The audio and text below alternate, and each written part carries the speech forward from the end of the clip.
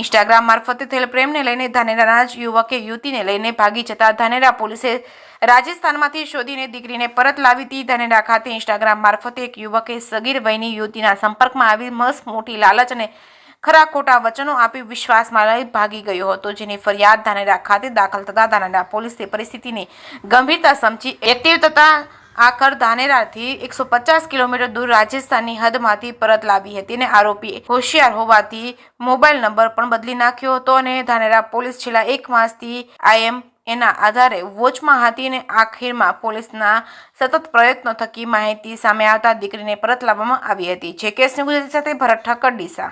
Dhanera police સ્ટેશનમાં 1.5 માસ અગાઉ એક અપહરણનો ગુનો દાખલ કરવામાં આવેલ છે, જેમાં હકીકત એવી છે કે જે અપહરણકર્તા છે તેઓએ ઇન્સ્ટાગ્રામ આઈડી બનાવેલું, ફેક આઈડી, જેના મારફતે દીકરી છે આપણી સગીર વયની, એના સાથે ચેટિંગ કરવામાં આવે છે અને તેને ભોળવવામાં આવે છે. ત્યારબાદ તેનું અપહરણ કરવામાં આવે છે. તો જે અપહરણકર્તા અને ભોગ બનનાર બંને કોઈ મોબાઈલ નંબરનો યુઝ કરતા હોતા નથી. પછી તપાસ કરવામાં આવે છે, એસપી સાહેબને જાણ કરવામાં આવે છે.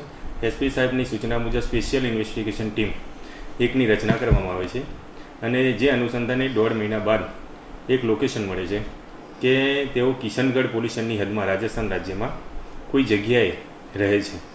જે તો તાત્કાલિક રાત્રિના 2 વાગે એસપી સાહેબની સૂચના મુજબ ટીમ મોકલવામાં આવે છે અને એમને ઝડપી લેવામાં આવે છે અને અપહરણકર્તાના ચુંગાલમાંથી દીકરીને હેમખેમ પાછી લાવીને તેના પરિવારજનોને સોંપવામાં આવેલી છે.